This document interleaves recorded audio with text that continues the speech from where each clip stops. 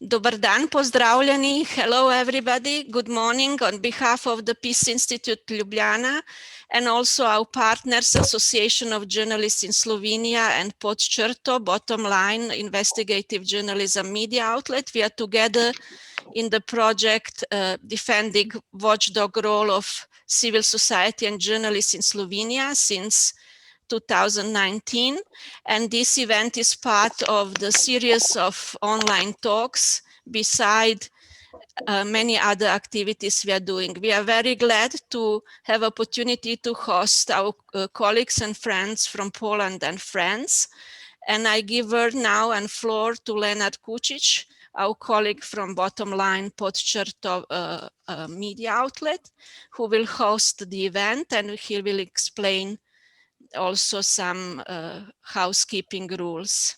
Please, Lenart. Thank you, Brankica, and hello to you all.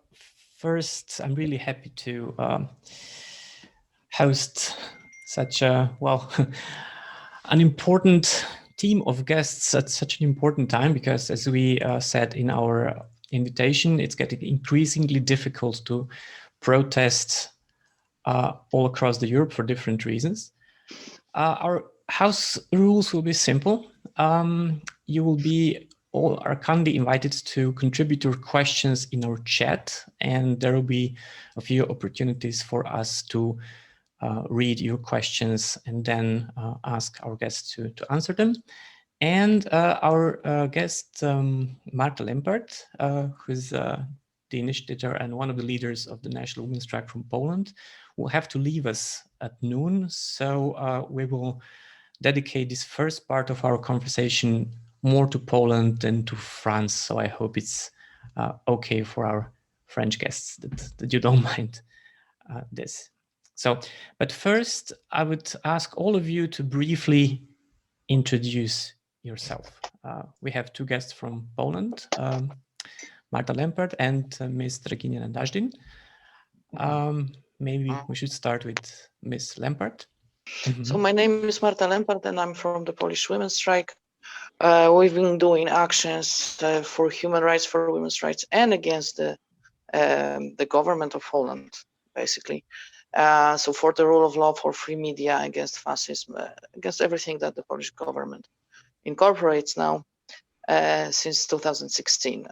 We had this quite speedy growing up process last October, when our range basically grew from 150 cities to 600 cities in Poland, because that's how many cities protested against the so-called constitutional court, so-called ruling on abortion.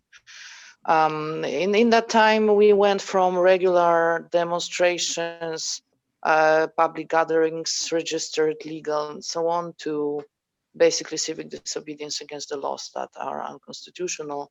And we've been seeing the not only shrinking of the civic space, but basically repressions and harassment for people who execute the right to protest. So we are looking at basically last 3 years of that, and we are majorly the participants and the victims of that, being also charged, investigated, and put on trials for protesting and for organizing protests. And we could introduce you as one of the initiators and leaders of the protest. Yes. Would that be okay? Thank you. Ms. Daždin. Hello, my name is Draginja Daždin. I'm director of Amnesty Poland since 2007. Amnesty is a human rights organization, and we exist in Poland since 1990 as a registered organization. Previously, during the communist time, it was, of course, working underground. But building on what just was said by Marta, Amnesty in Poland is, of course, working on international issues, but also domestic issues. And we must say that the proportion between our engagement in international issues and domestic issues definitely changed during the last years, because of the decisions and the implementation of the decision by the Polish government that directly that directly undermine the independence of judiciary and also the right to protest, as well as freedom of expression. And the problem that was already the old systematic problem here in Poland, the problem connected with the women's rights and sexual and reproductive rights, is now becoming bigger and bigger. And we can see that actually there is a huge attack and repression against women, against minorities and the youngsters who are trying to protest for their own rights. Amnesty in Poland is a 10,000 big membership organization, but we also have more than 200,000 supporters. So what we are doing during last years is mostly observing the protests that happened since 2017, which means that we try to monitor the changes in the right to protest that were introduced by the government that time. And during this COVID year and COVID time, we stop our direct observation of the protest, but we are trying to monitoring what's going on with the protesters and with the protesters, because as Marta just said, these people are really facing the repression and the different forms of the pressure that are meant to lead them to frozen their social and political activities. Thank you very much. Thank you. And we have two guests from France. They represent Vox Public. It's a French organization whose aim is to support and strengthen civil actions to challenge authorities. With us are Mr. Jean-Marie Verdot and Ms. Laura Perdis. Mr. Verdot, can you briefly introduce yourself and your organization? Thank you, Lennart. Thank you so much for this invitation, and I apologize for my terrible English accent and or French accent, I would say. And I think you all like this French English accent. So easy to understand. Yes. So my name is Jean-Marie Verdot. We are in Paris.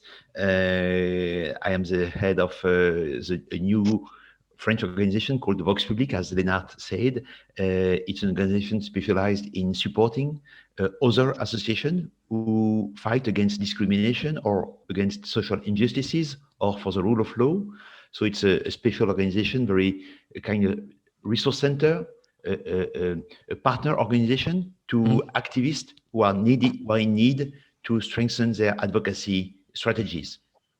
On top of that, since our creation in 2016, we developed a strategy of creating and supporting networks of civil society actors, academics, lawyers, associations, on issues like counterterrorism and human rights, state of emergency, on sanitary health of emergency and human rights. So we try to create a climate, an environment which will help civil society actors to work together on key issues for the rule of law in our country.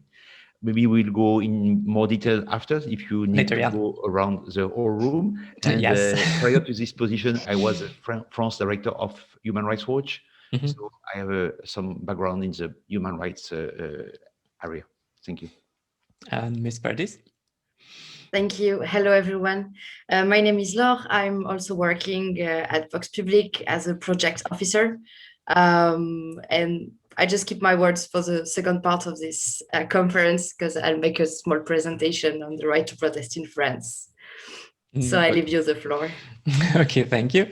Yeah, we should definitely start with Poland protests, because I think that we probably all followed media news about huge national protests in Poland in the recent, not only, for us it was probably news in the recent months, but it's been going on for quite a while, and I'll be really happy to let Ms. Lempart to introduce the case, how it all started and what's the situation now. We've heard about the Constitutional Court that ruled that abortion is now, well, more or less de facto banned despite all your protests. And maybe can you tell us more? I mean, how your country actually come to this place, and what are your next moves? Okay, so we came to this place because we were so happy with what was happening. We were happy with the roads being built. We were happy with capitalism newly found. And we didn't notice that people were frustrated and left alone. So it made a path for the neo-fascist populists to win elections in 2015 on this anti-establishment populist grounds, as it happens everywhere. And then they started to dismantle the system. Their main aims are basically the state, the democracy. So they started with judicial independence, with the constitutional court, then with the Supreme Court and regular courts and so on, but also squeezing the media. They tried that for the first time in 2016, but it's coming back all the time. And very soon in 2016, they also turned against human rights, meaning women's rights in that case. And that's how Polish women's strike started. So because there was a ban on abortion, total ban on abortion on the table in September 2016. We managed to stop that. We managed to stop that ban many times. Basically, each year we had to protest against the ban, and we won each time it was put on the table in the parliament. So the government at some point chose the hijacked constitutional court that is not legally appointed, at least some part of it.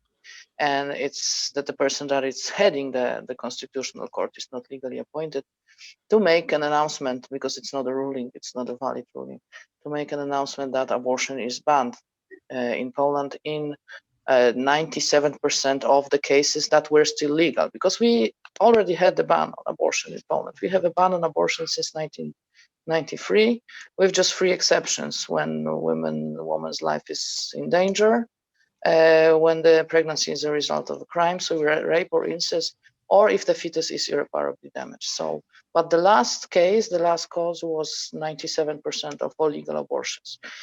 However, it was just 1,000 abortions per year, those legal ones, as opposed to 150,000 per year abortions out of the system. Because, surprise, surprise, the ban on abortion doesn't mean no abortions. It means abortions out of the system. It means abortions abroad, and it means abortion pills and all the self-help system, the state, next to the state, that has to be built.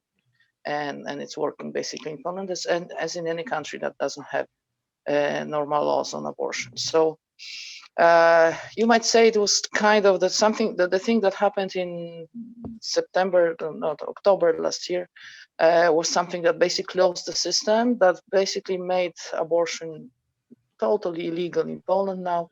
So it made all the cases of abortion that will happen, because they happen all the time, to the outside of the system self-help network. That's what happened. And we used that time when the announcement of Mrs. Przyłębska of the so-called Constitutional Court was not published, because it wasn't published for 3 months, because the protests lasted for at least 100 days. We used that time wisely.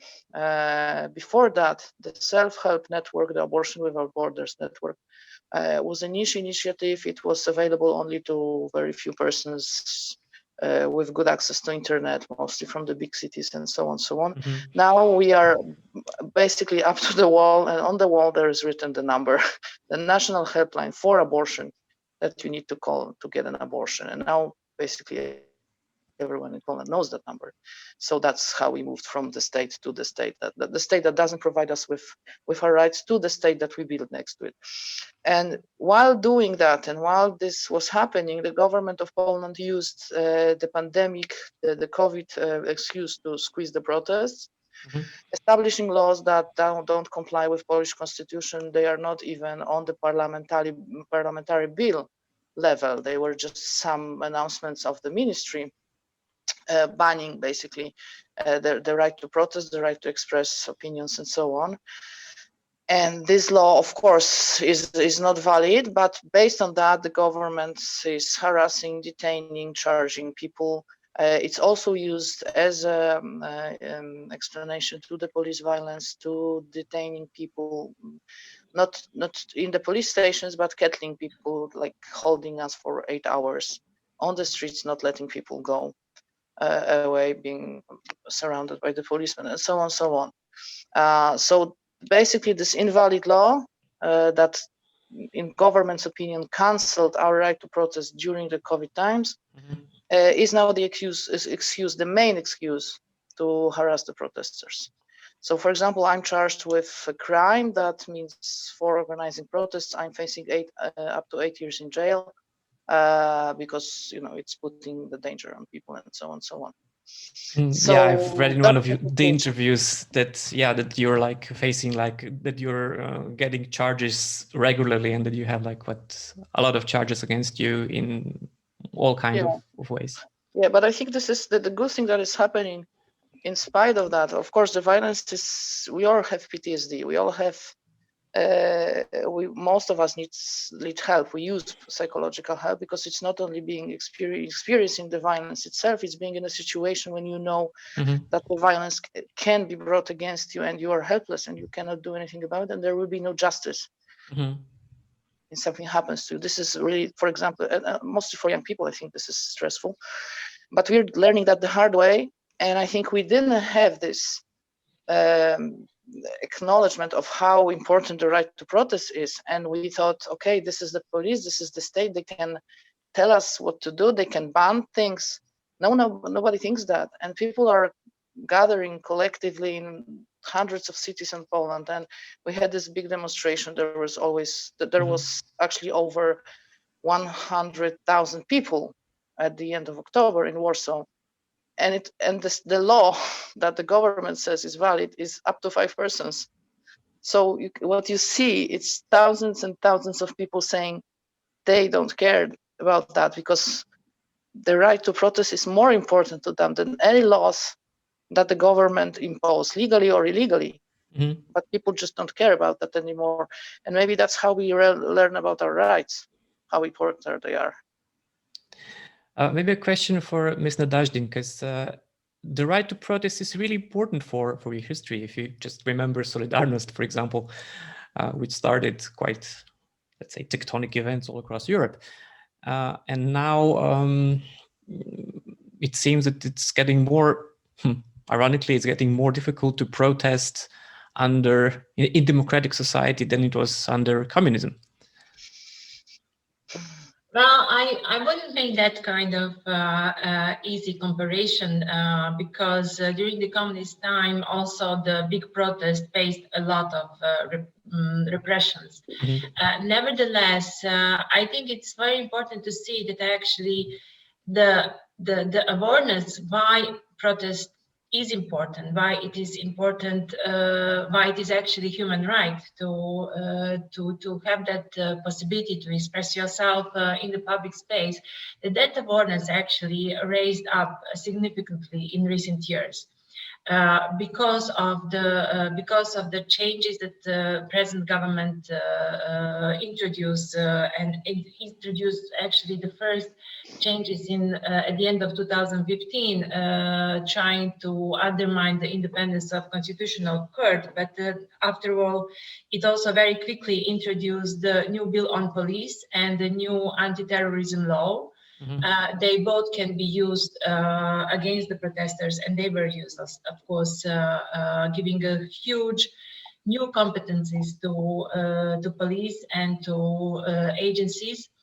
But the other thing that was also very important is that we can see how this culture of protest is actually changing all the time. And what we could observe in the recent years was that although the women's rights protests were happening regularly for years around 8th of March, as well as pride parades, who became that became actually the part of landscape, not only in Warsaw, but also in the bigger cities in Poland. But we also could see that climate strike organized by very young people also were something completely new that brought very young people on the street in 2019. Nevertheless, the last year and the COVID restrictions, as was already said, that were introduced by actually decree and first announced as a PowerPoint presentation sometimes at the press conference by the government, and then only published in a legal journal, that were not grounded in the law, but were only introduced as decree and anti-COVID restrictions. They really brought completely new weapon against the protests. Yeah. And what was also obvious last year when we had in the same time presidential campaign, that the meetings happening during presidential campaign were treated completely different manner than, for example, protests organized by women's strike or other civil groups. So it is also very important to see how these double standards are actually used.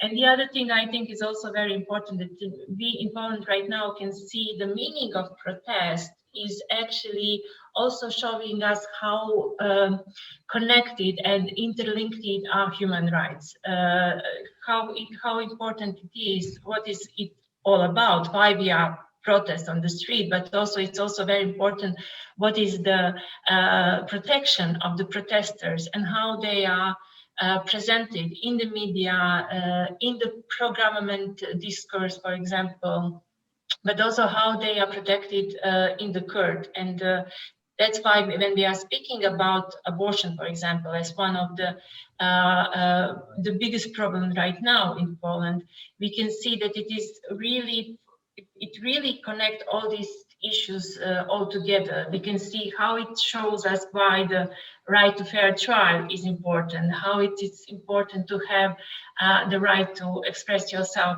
in the street and the public places.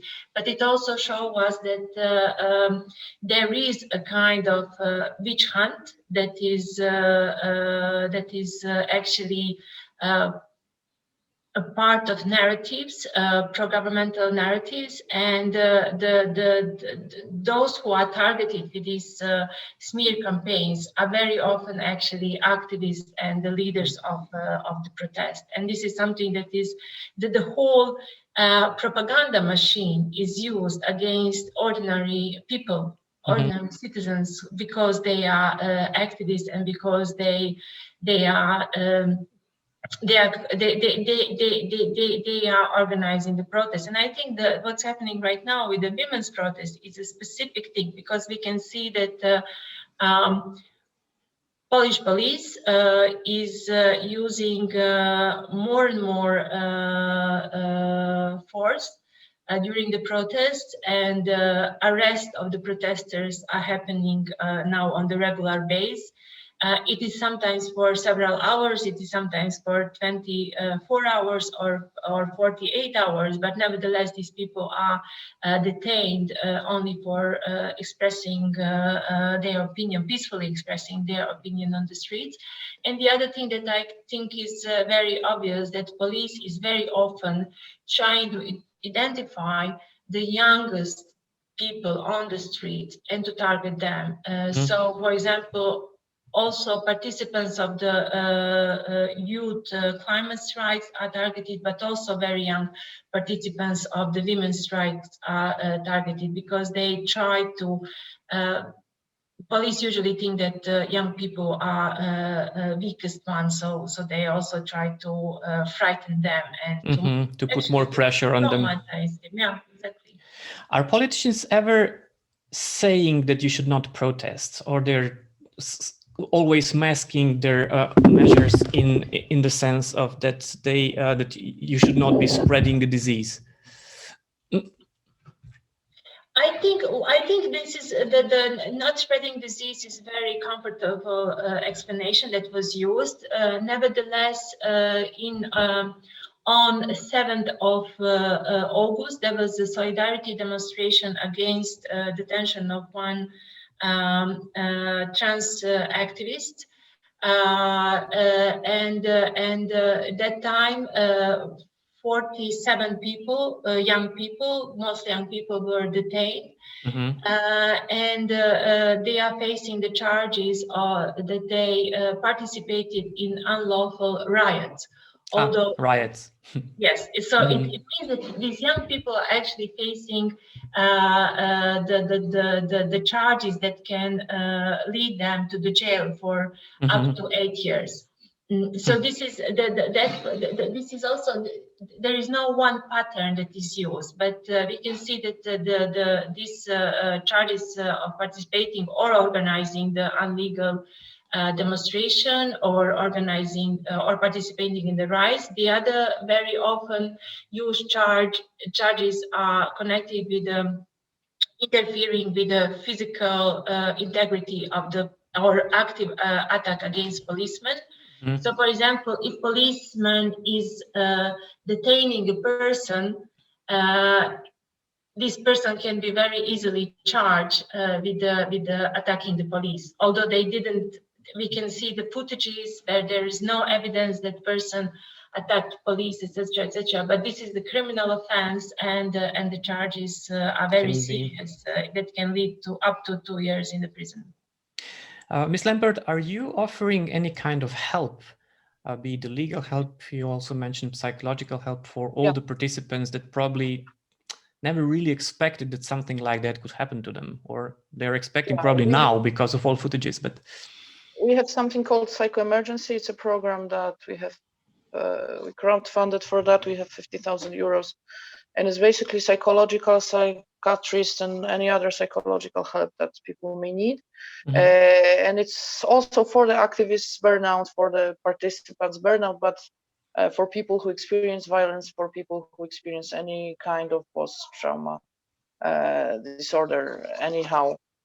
Because as we said, this is not a fact that you don't have to experience violence to have this traumatic experience. It all it takes is that you realize that you can be, you are in a dangerous situation. People who are protesting now on the streets, especially in Warsaw, are in dangerous situation, being exposed to the state violence that will not be punished and will not have consequences in any way. So people have this realization basically that if anything happens to them, there is no court to go to. There's no way to. Basically, you can go to court and the police is actually losing cases against the protesters. But if anything happens, the police will always deny, and the prosecutor's office won't persecute the policemen who are beating people up, who are breaking the law on a regular basis. Because in Poland, using physical force, using gas on protesters is forbidden, except for the situation when there is a direct threat to the policeman's life, not when the police doesn't like that people are standing somewhere and will let them stand somewhere else. So we have the Psycho Emergency program, and we have there are not only us, there are many programs. There is the Spila. This is the like a stick. I don't know the name in English. So this is the anti-repression team that deals with legal help to people who are being detained. So there's another number at the state next to the state that everybody knows. People write it on their hands when they go to demonstration. This is the number that people text when someone is being detained with the name of the detained persons, and these are lawyers who go to the police stations, who find when the detained people are, provide them with legal help pro bono, of course. So this is one of the things, and the other is the financial help for people who are on trials, and social help for people who, for example, lost their jobs. It's called the umbrellas, and that's what we are doing. Polish Women's Strike is doing the umbrellas program. So for people being basically harassed in many ways for protesting. There's also Oby Pomoc by Obywatele RP. This is another organization. It's called the Citizens. They also have the help situation. What happened, I always find good things in situations like that. So what happened is also that the legal professionals really stand up and show that they are not just people who are very well educated and earn a lot of money. We have thousands of lawyers working pro bono. And nobody expected that. No, for the protesters, for people for people who fight. Nobody, I guess, expected that from the legal professionals with the image of the lawyers and big hotshot lawyers. And some of them are really big names. And they are working pro bono massively. And there's a whole network of lawyers. It's called the Tarcha. I don't know the name in English. Tarcha. Target? Something that No, because that would be false friend. The shield. So it's like it's called the legal shields, and this actually they're regional legal shields. So the list of the lawyers who work pro bono for the protesters. So this is something that nobody, I guess, expected to happen. And then we see that the members of the whole profession actually standing up to the situation and doing what's right. So this is good. Thank you. Maybe now we can also move, because one of the, I mean, it's a strong correlation between, let's say, authoritarian tendencies and right-wing governments, but that's not always the case. For example, France, you also have very long history of challenging authorities. We don't need to go all the way to the Bastille. But what was the reason to start Vox Publics? Because if I'm correct, you were formed in 2016, and that was still the period of Mr. Hollande. So he would not be really, a typical our regional right-wing national populist. So how come that Vox Public actually started during that period?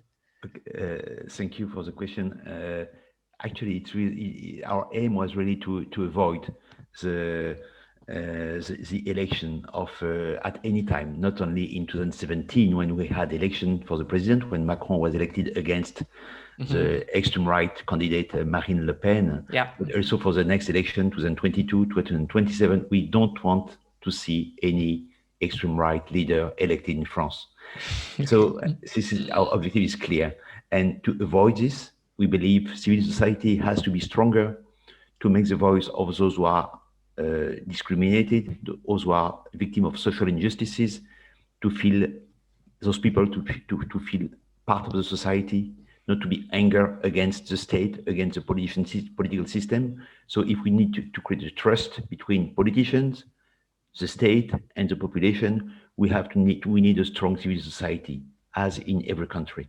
And that's why we thought it was a big need to strengthen even small groups, because we of course have big association.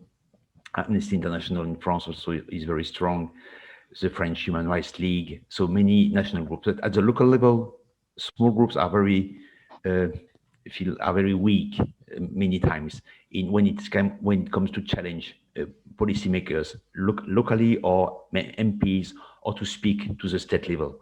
So that's why we created Vox Public.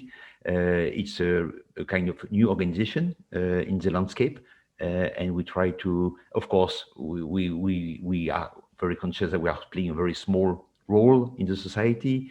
It's we won't avoid alone, and even with all our partners, we won't avoid extreme right leader to grow and to vote for those people to grow in France.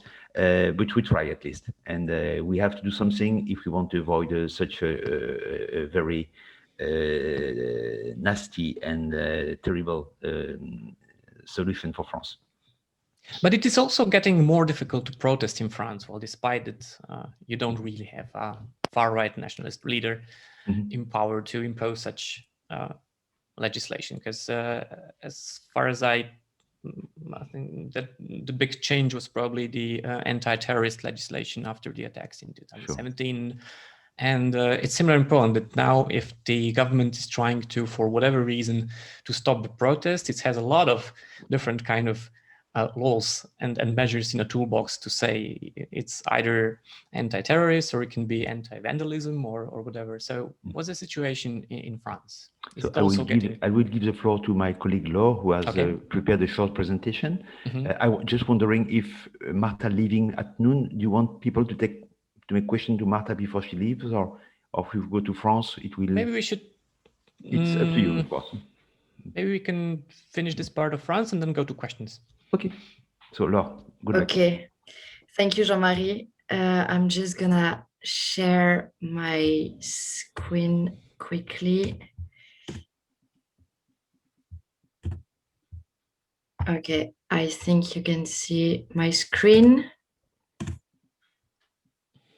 Yes. Okay, great. Yeah, so maybe you already know, but French civil society witnessed for the past years severe restrictions on the right to protest and of free assembly. And the current trends for the last months are extremely worrisome. But the civil society remains actively committed to counter those trends. The first elements we wanted to mention is indeed the restrictions following the SILT law in 2017, which transposed in our law some of the extraordinary measures taken just after the terrorist attack in Paris in 2015. For example, in 2016 or 17, some important demonstrations against a draft law diminishing labor rights were strictly controlled and very limited. Another example is that some of the provisions of this SILT law are used to put some protesters under house arrests before demonstrations.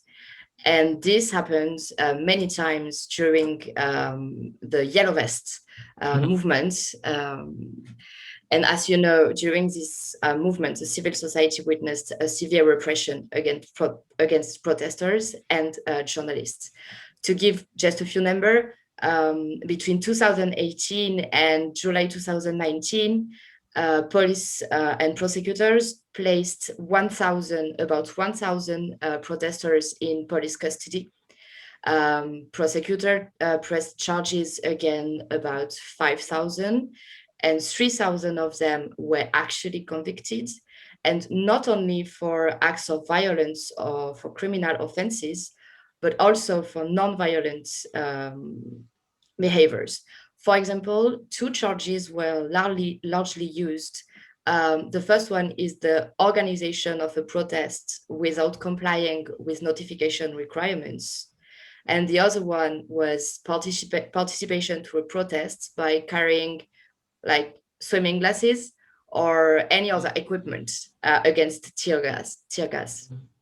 The response of the government in April 2019 was to pass the new law you mentioned, which would be called in English anti-vandalism law. And this law criminalized behaviors that did not constitute an offense before. So for example, covering your face, even just a small part of it, became an offense. However, unfortunately, the Constitutional Court censored the most polemical article of this law. The purpose of this polemical article was to give the possibility to the local administrative authorities, which is representing the state, to prohibit someone from participating to a demonstration if that person represents a threat, meaning that someone can be sanctioned even before having committed any offense, which is very problematic regarding the principle of penal law. So with the Yellow Vests movement, the topic of police violences, excessive use of force, the use of war weapon, became visible thanks to a high number of videos that was spread around thanks to the social network by activists and journalists. So basically the intention was that it can be illegal even if you were suspected of trying to go to the protest. Like if you were wearing some kind of... Yeah, for example. The police would say, aha, you are going to a protest, and you could be preemptively... Definitely. They were also searching cars of people going to the demonstrations. And if they found anything that could be a dangerous object, they would also charge you. Okay. So several NGOs wrote their concerns, including Amnesty International in France, and published reports and press releases, also the French Human Rights League. And we also observed that different litigation took place sometimes with the support of NGO and associations, to make sure that police violences would be punished. As you can imagine, more recently, the right to protest was restricted due to the sanitary situation. The sanitary measures adopted and the proclamation, of the health of state emergency restricted the freedom of movement and had huge effects on different freedom, including the right to protest. And following the first lockdown that happened in France from March to May 2020, the government tried to issue a ban on public assembly attended by more than 10 people. Fortunately, the French Council of State, which is the highest administrative court in France, struck down this ban for being disproportionate. And this procedure, the applicants were organizations from the civil society, like the French Human Rights League, the French Lawyers Union, the French Magistrate Unions also. But that's not it, because even more recently, new threats on the right to protest appear with two bills that are currently going through the legislative process. The vote, I think, will be in March for both laws. And 10,000 of people, including journalists, activists, took the streets in Paris in November and December 2020 to protest against these two laws. I will just say a few words about it, but quickly. So the first one is the global security law. This bill would restrict the ability of people to circulate images of police violence if it threatens physical or psychological integrity of police officer. The High Commissioner for Human Rights of the United Nations demanded the complete withdrawal of this article. The French Ombudsman made a statement to support the arguments of the civil society and reminded that this article is completely unnecessary, since legal tools already exist in the French law to sanction such behaviors. The government eventually decided to redraft this article, maybe under the public pressure. Also, this bill will extend the surveillance powers of police through the use of drones. Also. Yes, everything in once. And the second bill I was just mentioning before is a bill on republic value, which is also known as the anti-separatism law. It has been proposed following the attack last year of the teacher, Samuel Paty. Yeah. And it jeopardizes associations and actors from the civil society in general. But regarding the right to protest, it includes an article that will enable the government to dissolve an association on the grounds. Yeah, who provokes, that's the word so far in the project of the bill, that provokes an event during which violent acts occurred. The French coalition that we're working with is very mobilized to protest against this bill in its whole. And just quickly, and I'm gonna be over. Few words on the responses of the French government in this context with these different bills. So after the Yellow Vest movement, the official account was 2,500 wounded people among the protesters and 1,800 among the police officers. So the response of the government was to propose a new pattern to maintain order. That was obviously very disappointing because the use of grenades remains authorized. There is no clear process to promote dialogue between the protesters and the police. There is still no guarantee to restrain the use of force to the principle of necessity and proportionality. So in conclusion, there is no change of framework, despite the calls to choose another way, more promoting de-escalation, as it is the case, for example, in Germany. Mhm. And the second answer of the government very recently, is to organize a conference of security to show the support to the conservative police trade unions, because they were under huge waves of critics regarding police violences. After two events in December 2020, maybe you heard of them because it was very mediatic. The first one was the violent eviction of a migrant camp by the police in the city center of Paris.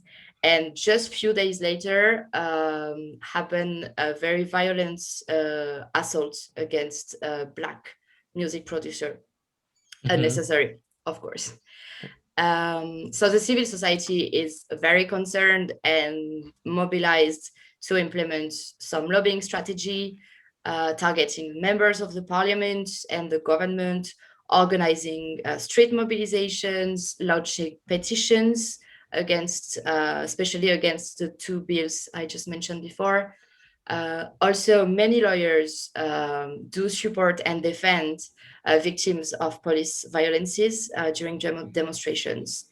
And also some actors of the civil society are trying to establish a dialogue with forces inside the police, which have a critical point of view, of course, of the general system. So, yeah, sorry. No, I was just want to say that we can go into more detail later, because I'm over. We just Brankica, do we have any questions for our Polish guests so far, or no, in the chat room not yet, but we can ask our guests, our visitors, to ask questions to Marta now.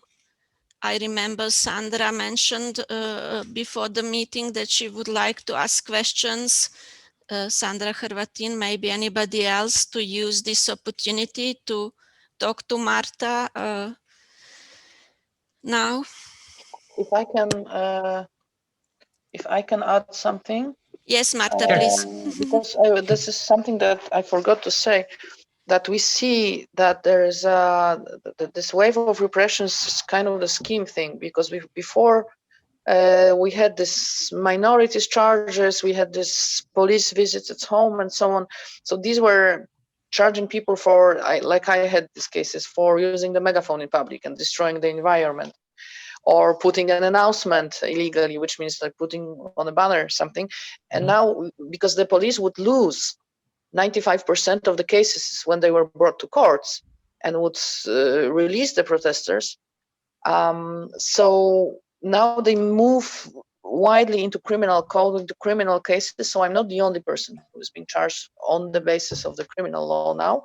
It's a wave that is starting, and it will be happening widely, because the misdemeanor code, the misdemeanor charges did not work, did not basically repress the people enough to stop protesting. So we might now expect criminal, this move and this scheme moving from the misdemeanor field to the criminal charges, to the penal code field is visible. So I guess that's what I forgot to say. What's happening? Yeah. Yes.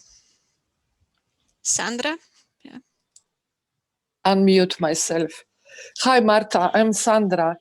I just have one comment or question. I don't know if it's really a question. We are facing very similar situation in practically any country in Europe or worldwide. And we are still, from the part of civil society, we are still referring to these systems as a democracy. There is nothing democratic in this. What are you talking? So I think the biggest problem we have is that we are focused now on legislation and police violence and everything, but we forgot that the system, the ruling class, who is actually hijack this system, is producing this legislation, is financing, putting a lot of money to police, to military, and so on. My question is, do you see any possibility for all these civil society organizations, at least in Europe, to organize, to have a massive strike all over the Europe, to put the pressure on European Union, on European Commission, to really sanction all these undemocratic practices? Okay, so I have two things to say here. I disagree that this is not democracy. This is how democracy looks like. We don't need the legislation to be valid. We don't need the states to allow us democracy. Democracy is within, and we have that in ourselves, and we have that freedom, and we have this built in. So that, yes, the people who are protesting, this is actually democracy in action, and people who, and so that's, yeah, I will always say that we are the ones who bear it, not the state institutions. Yeah, I agree, but in this situation, Yeah. democracy is punished. Democracy is fined. Democracy is detained. Yes, of course, but democracy is still there. And as to European institutions, I think it will be easier to do, I don't know, to legalize abortion in Poland than to cause European politicians to start serving people instead of serving each other. Great, I agree, I absolutely. don't believe it will ever happen. And I see that, especially being from the so-called new country, the Eastern country, that if it happens, it's kind of looking down on us as those Polish persons from this Polish country that need to be helped because, you know, in this Eastern Poland, but things are happening.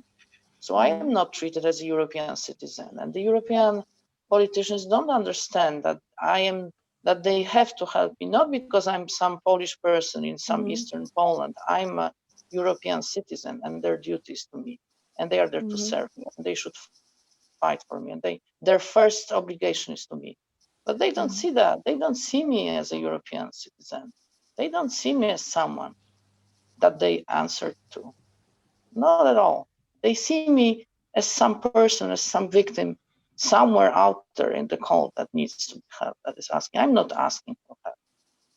I demand that because they forgot who they serve. And you are not the victim. Some criminals. I'm not a victim. Absolutely. I'm paying their taxes. I'm paying their wages. And the fact that European politicians forgot that they're supposed to serve European people, I don't think it will ever change. I'm sick and tired of those hashtag photos and these speeches and this. I don't care. I don't care. Because this contempt to us as citizens is something that they might not even acknowledge, but it's there. They think they are better than us. Then they think that they can decide how much they can help us, how much they want to do. So I don't expect anything from them. I see only the Polish scenario that they are, because they are not to be convinced. They are only to get scared. When they are scared, they sometimes do things properly, but it's only fear. We had it last week. Platforma Obywatelska, the civic platform, the horrible conservative opposition, the biggest opposition party, finally decided to support abortion to be legal. They announced the stance after 20 years that they are actually in favor of legal abortion. It's not because they thought of it. It's not because somebody convinced them. It's because they are afraid, because we know where their offices are. And they know that our anger can come from the government strictly and straight to their offices. It's only the fear that works against the politicians. I have no expectations and no hopes anymore. No. Marta, what about this internationalization among us? The fact that you took time to talk to us while having many other duties, to talk to people from Slovenia, from France, is also a kind of signal. What we experience here is that our government is very much sensitive to what is reported abroad, or when we alert from civil society, alert institutions abroad. Is it relevant in your case? What kind of internationalization of your case, so that we people around Europe know and connect, and how we can help each other, and whether this alerting international community and actors helping you at all? Yes, it's helping us because, yeah, everything dies in silence. So the fact that someone is speaking about Polish persons who are fighting on the streets and fighting for freedom is always, but I'm usually out there to share the anger, because I think this is the major emotion, and we shouldn't be afraid of that, and we shouldn't be suppressing that. And yeah, I'm inciting the anger, and I think the anger is also the answer to the last question. If we're not angry enough, we won't succeed in anything. And this is something that we were polished about, and we were told, especially women, not to have. We should be angry all the time now as the civic activists. We're freedom fighters. So I think the international, we're talking about the internationalization of the anger of the citizens whose rights are being taken away, and this anger is justified and is as good emotion as any other. Here is a question in the chat box from Dorothea. This is now something that is of interest of journalists in this Zoom meeting, is how do you see and do you receive news from Slovenia? Do you know the development here that are also quite restrictive for protests, for civil society, for free media? Is there any information in Poland about the situation in Slovenia, in the Polish media, and how No. you what kind of information do you have about Slovenia? In France, to be honest, we have very little. It's very difficult to find information about Slovenia in French newspapers. There's no information apart from Istanbul Convention and some abortion issues that we get through feminist channels. There's no information at all, and I have to say that we are fighting for the free media because, yeah, we need them, but they are far from perfect, and they are far from reporting what's important. And basically, I would say the 95% of the message from, I don't say the government propaganda because nobody watches that, but the free media, the not government-owned media, yeah,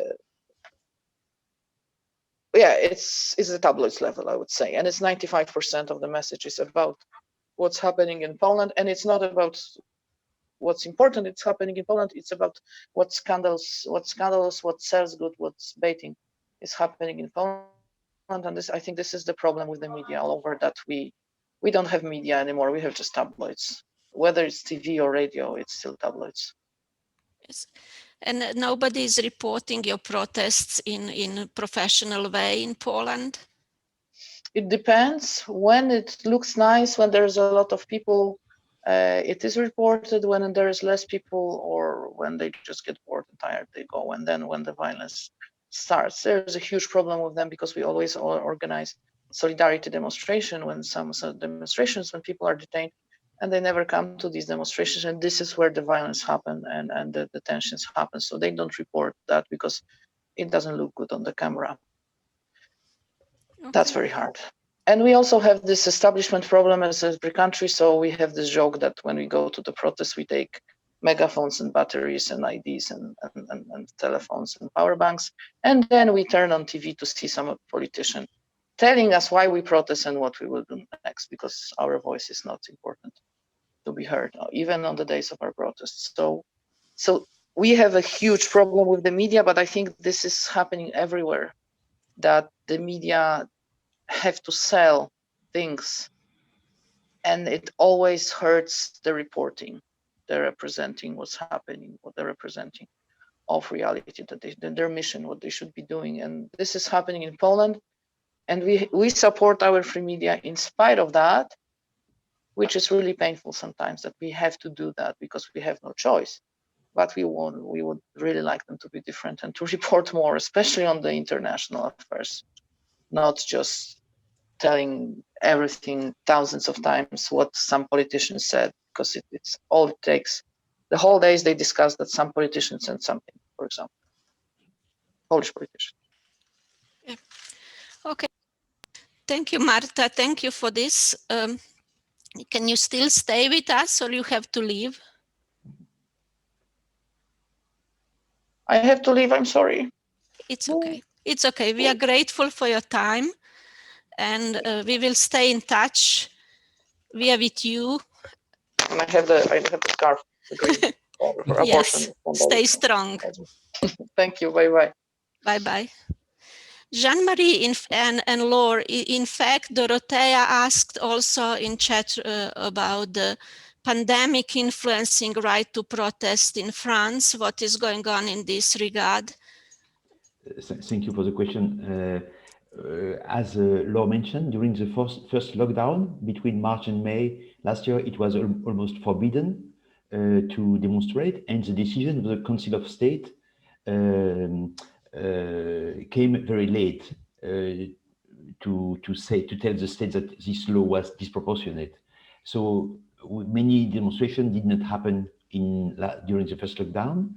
Then we had a period of without any lockdown, and when it came another one in October until December, it was allowed to demonstrate, but only with special authorization, written paper signed by the organizer. You was able to download the authorization on internet, but you had to show this special paper on top of your own authorization to be outside. So it was you need two papers to be part. And when you was, I remember because I did some demonstration at that time, when you was arriving at the demonstration place, you had at least 2 or 3 line of policemen controlling everything about your paper, your bag, and so the pressure was so strong.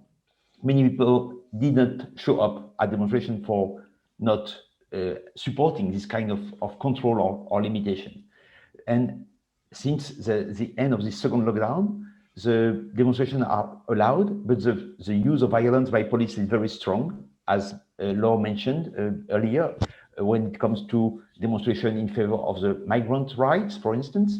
So there is a kind of self-limitation of citizens who don't want to show up in demonstration because it's too risky now.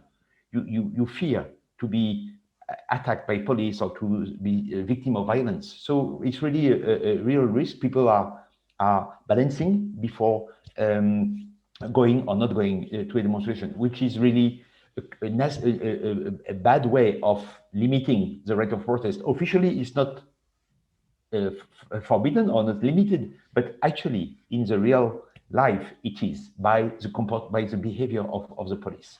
So it's really I'm sure you did not expect that from Hollande or from Macron, who are seen as two liberal democratic leaders. But when it comes to ruling our country, in a country where 60% of the population is more or less right-wing, it's very stable proportion for decades. And so the government in power, that shows the facility, the easiest way to please many electors, many citizens, is to use security measures to please people who think security is more important than freedom and than liberties. And we need to restrict liberties to get more security.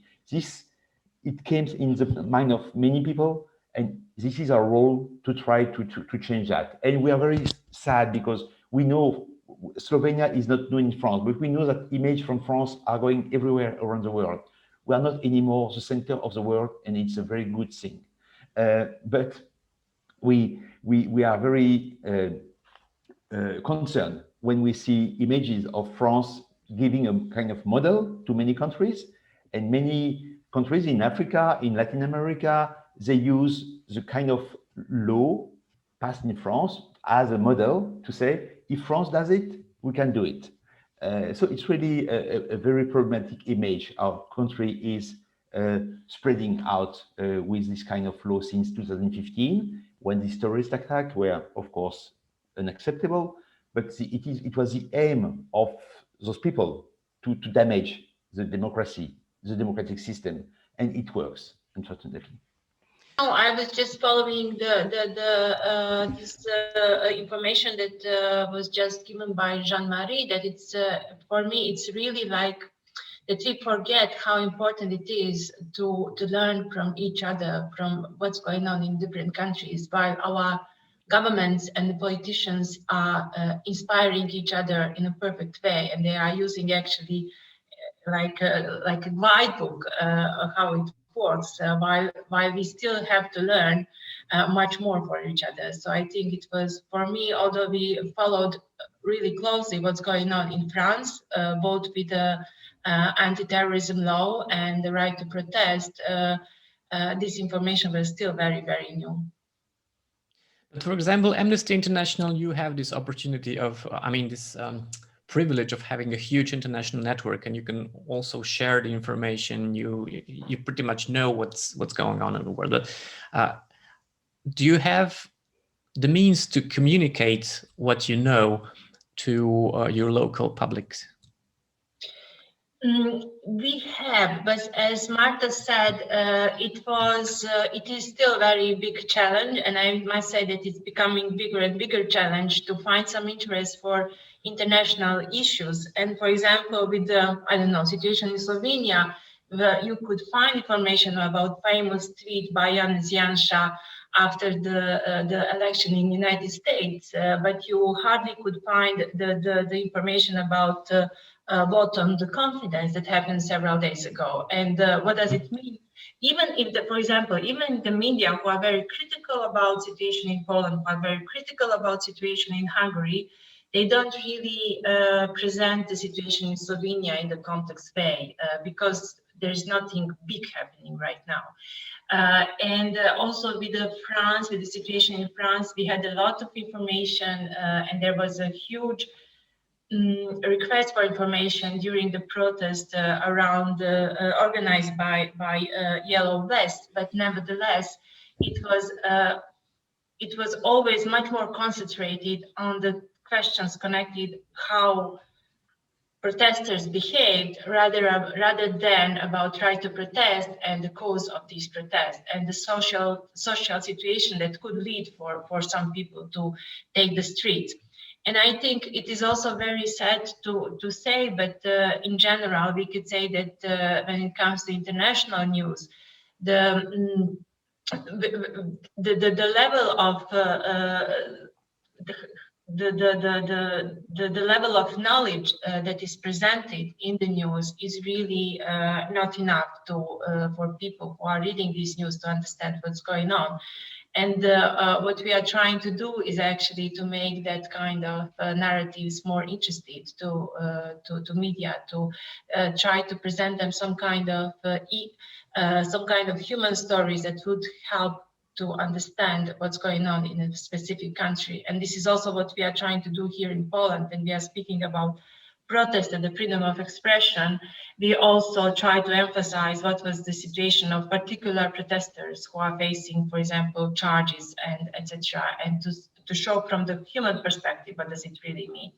But I also must say that there is also a lot of positive lessons, and I think this is something that I'm really trying to share more also inside the Amnesty, what we can do as a civil society. For example, for Amnesty, it was new situation in 2016 when the demonstrations against government were quite huge. Amnesty as organization is not protesting against the government, but we could see that there is a problem with the right to protest, and we wanted actually to be on the street as somebody who is monitoring and observing, documenting what's going on. And this was, for example, for us, new form of work. And this know-how we tried also to share with our colleagues from Amnesty. On the other hand, we also could see that, for example, what is happening right now with the protesters in Poland, it is a really new situation with the human rights lawyers. Actually, the lawyers who became human rights lawyers from day to day, and they really self-organize themselves. They really spend the whole night when the people are detained. These are people who they never met before, but they are learning from each other where somebody is taken, because most of these protesters who are detained in Warsaw, for example, they are not taken into custody in Warsaw, but they are taken to some places 40, 70 kilometers from Warsaw. So the lawyers are traveling in the middle of the night to see their clients. It's just actually became their client. They are with them to support them pro bono. And this is completely new situation, how the lawyers organize themselves and how they became an important support for the civil society. A few words following Draginja talk. It's our experience in France is that the government is very sensitive to its international image. So anything you can do regarding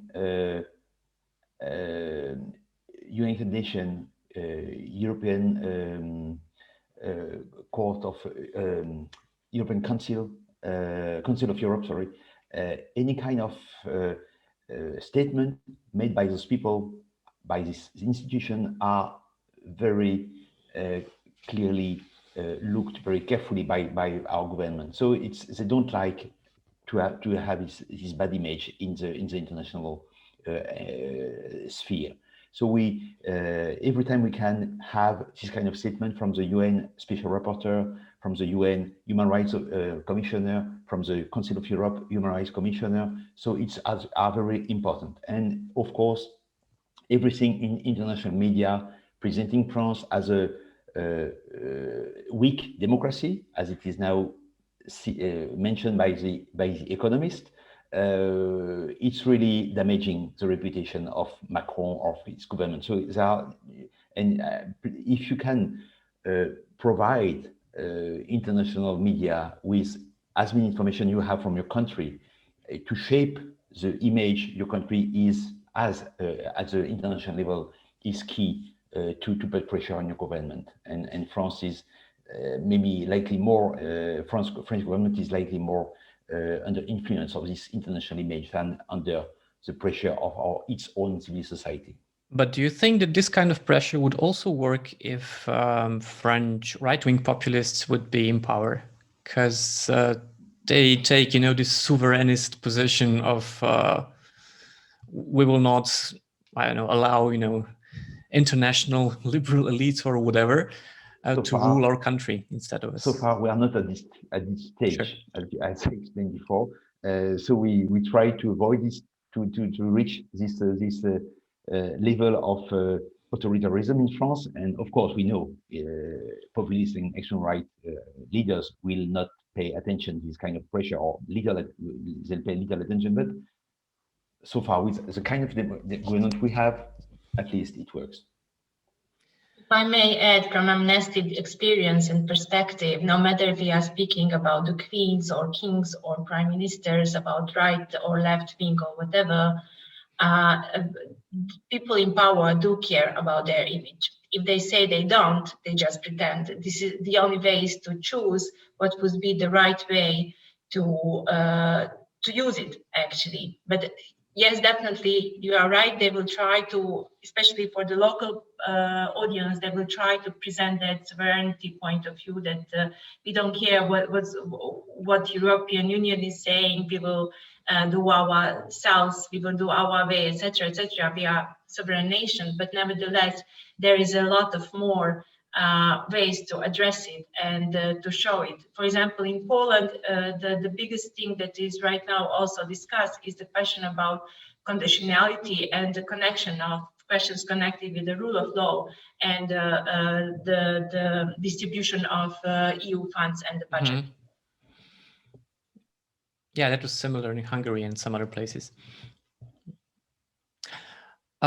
Maybe for this last round of questions, maybe my last question, because is what can be done, or how do you see the right of protests, let's say, in the ages of pandemic? Because the problem with this kind of thing is that it can be almost unlimited, because one of the most frustrating things, with this pandemic measures is they don't seem to have a clear ending, because it can take, I don't know, maybe until this summer, or maybe there will be next wave. I mean, it can be prolonged almost infinitely. Do you think that somehow those restrictions will have to end, because we will, kind of realize that we cannot live in this, let's say, extreme or crisis measures like for the next decade, or it's there to stay? That is just too tempting for every government to have such a strong tool to actually curb the right to protest. It's a question for all of you. Draginja, do you want to answer first? If I may start, definitely, I think they are very tempting. The restrictions will definitely be treated with most of the governments as something that is useful to keep, even though there will be no evidence about the real need of such a big restrictions in regarding the protest. So I think it is the biggest thing is actually that the civil society must be very loud about the need to have really proportionate measures that are taken. And for example, if we are allowing people to go to the shopping mall and be there in a big groups, why we can't allow people to be in the open space and expressing their opinion in a peaceful manner? I think this is definitely one of those moments when we have to think about right to protest as a very universal right, and not to think only how to defend that right of the people that we agree with, but to show it that it is the right of people who have completely different opinion than ourselves. This is the way how we can mobilize people from very different environments to call for that. And this is also, I think, very important again to address the media and to mobilize media and to educate sometimes to understand why we are speaking about universal human rights, why we are speaking about the need to allow peaceful protests, and what is the distinction between the peaceful protest, no matter if it's legal in light of the new restrictions or not, and what is the violent protest? Because I think there is right now there is a huge mess in the heads of many people that when they see that people are gathering, although there is a ban of big gatherings, that they can say, okay, but then it is illegal, so we can't speak about peaceful protests, or we can't speak about the need for use of force by police. So I think there is a lot of basic things that we must learn again, how to speak about them, how to explain to people, how also to speak with the journalists when we speak as a civil society, but also how journalists can address this issue.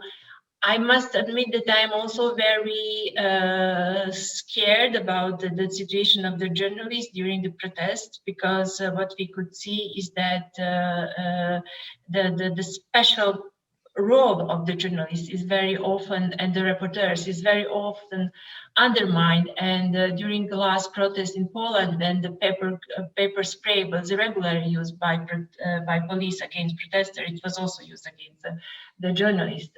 So we can see that we really have to start these narratives about the importance of the right to protest from the very beginning, and not to allow the government and the authorities to think it's only up to them to decide. But this is really one of those moments when we have to call for that very loudly. Thank you. Nothing We have here Miss Locker in the chat. Thank you so much for everything which was said. It was really, really interesting and some things really new for me.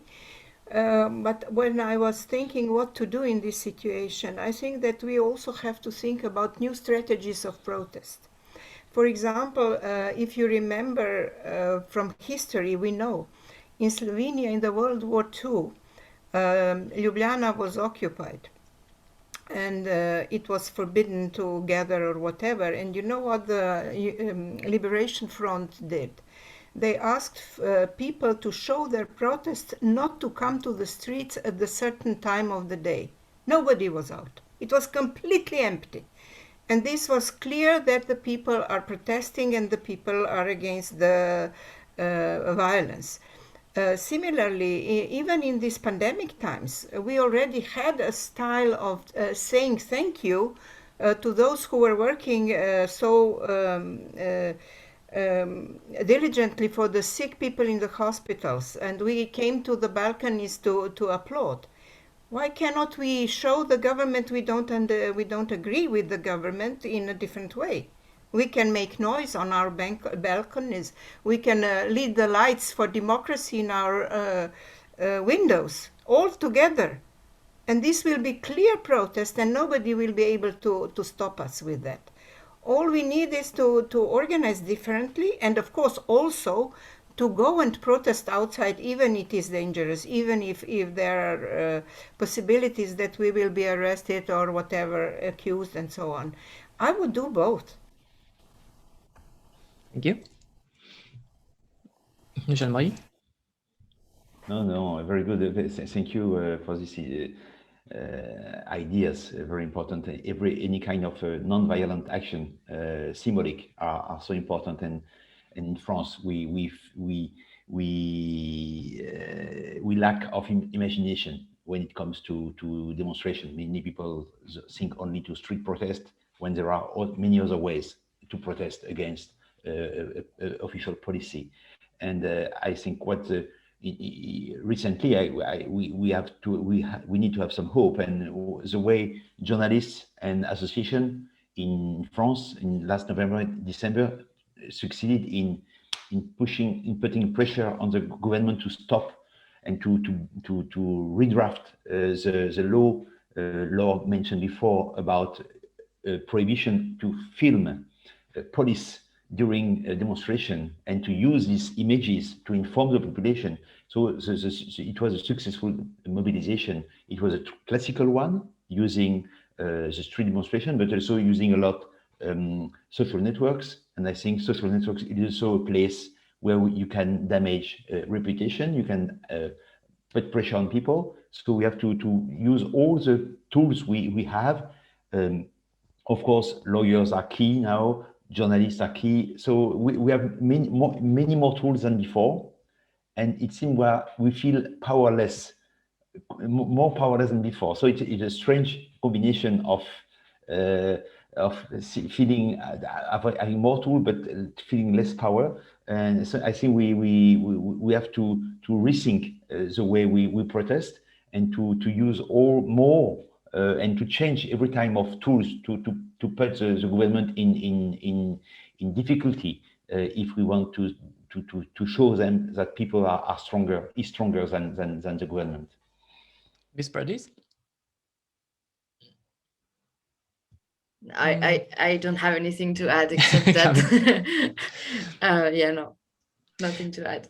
Maybe just one open question to all of you, because what we also see is that in order to either protest or to organize or to find new ways of protesting, it's also really important that we have the ability to stay connected. So do you in any way also see the attempts of the governments to influence the ways how do we communicate? Like do they want to have more control over the networks and communication networks or social media networks in order to curb our abilities to protest, or not yet?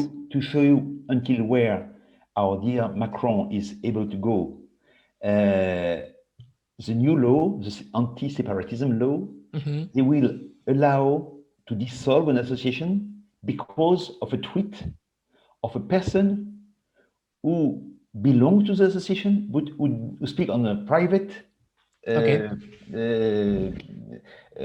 privately on the social networks, not on behalf of the association, but because this person is member of this association, it could be the responsibility of the association could be taken into account by the judges. So it's really it's unthinkable, as it was unthinkable in France that journalists would be attacked during the Yellow Vest demonstration.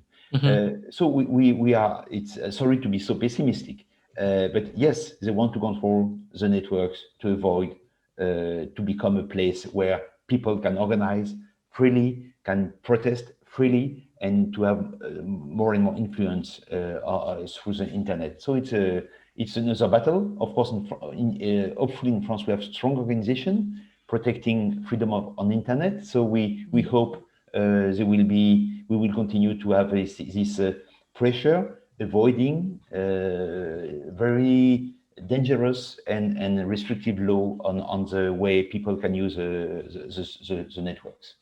Were there any such attempts in Poland? Draginia? We know that the Polish government is using Pegasus, and this is and there is no information how it is used. There is no transparency about this surveillance tool. Up to now, we could see that more and more people, activists, are using Signal or other applications for encrypted communication because they don't trust that communication via regular SMS is safe anymore.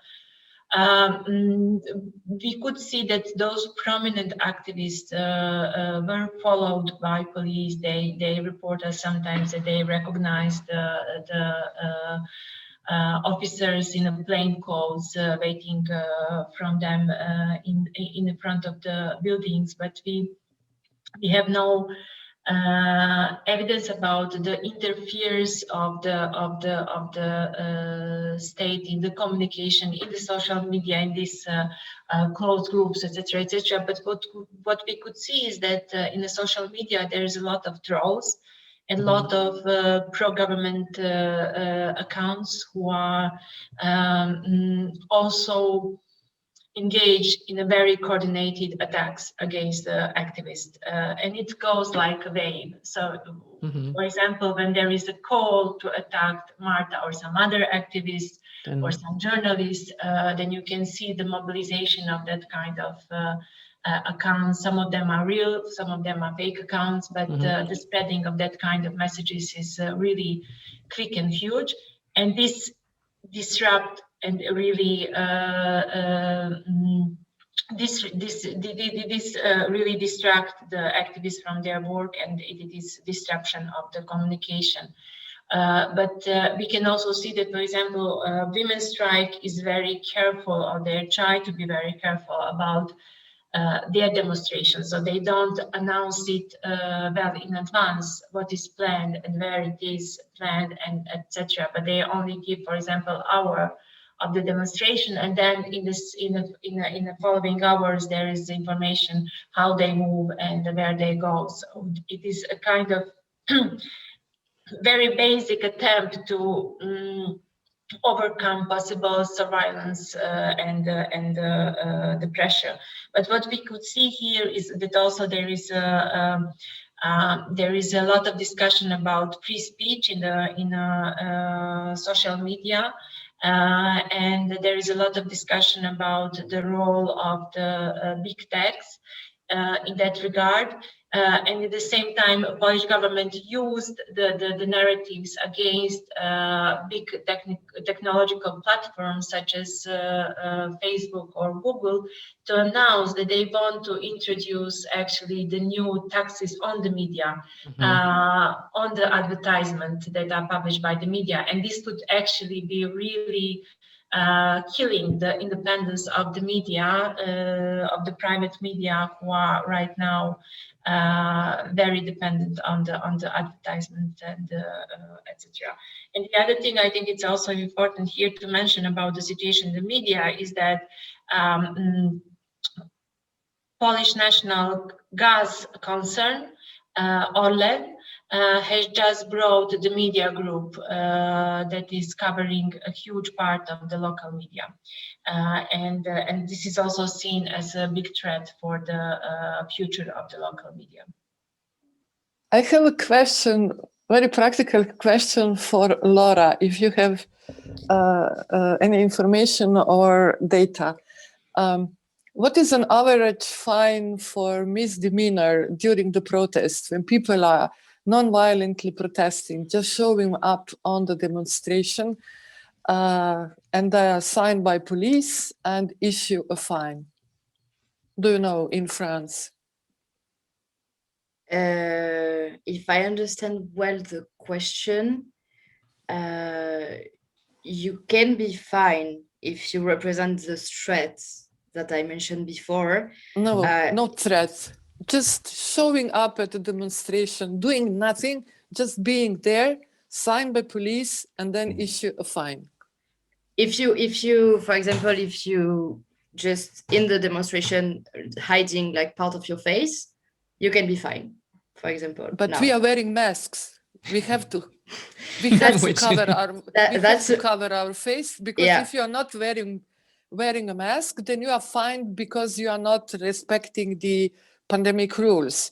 So do you have any information for non-violent protesters who are just showing up to protest against restriction of freedom of movement, freedom of speech and everything, doing nothing violently, not fighting with the police, just showing at one place at certain time, respecting all the epidemiological rules, and they are fined by Slovene police with 400 euros. Jean-Marie. And if you are going every Friday, you are fined every fine there for 400 euros. It is very expensive. And at the end, you will give up because you cannot afford. I mean, we are now living in a system where people have to afford to go to protest to pay possible fines. Jean-Marie, do you have any example in mind? Because I don't have any. Since it's allowed to be outside during the day, you don't need to prove that you are also only for 1 hour. So until the curfew at 6 p.m. Before that, you are allowed to be on the street. So if you can participate in the demonstrations, there is no fine. If you are great, that's good. Yeah. But of course, when it was during the second lockdown, yes, if you don't have the special authorization I mentioned before, yes, we were able to be fined for 135 euro for not having the right paper. How much euros? 135. Oh, great. And the second time, 280. And the third? Progressive. The third time, it will be 3,700 euro plus 6 months in jail. In jail. Okay. Okay. This is the rule, the law. During the Yellow Vest movement, many people, non-violent people, were arrested, convicted, presented to a judge, convicted, and had 2 or 3 months of jail for doing nothing, just wearing swimming glasses or having goggles, equipment against tear gas. So they were without. So for many people, it was the first time they were participating into demonstration. So it creates a climate of fear. Because it was unpredictable if you was able to be arrested or not, for which reason, and it was arbitrary, was so unbelievable during this period. But the government in France, they really fear of this revolution of the Yellow Vest. They were afraid. They were really prepared to protect the Élysée, the palace of the president. So they saw the people were doing the new Bastille Day in France. So it was completely irrealistic to think that, but it was really impressive how fearful they were. Just one comment for you, Jean-Marie. Don't be so afraid that Marine Le Pen will come to be a president. You have to be much more afraid of Macron going on loose. So he's not far away from there. We see. Thank you all for coming. I hope we will continue on some other topic, but still let's keep our right to protect our freedoms in whichever country we are, and stay in touch with our Polish and French friends and colleagues. Thank you for your attention, and goodbye.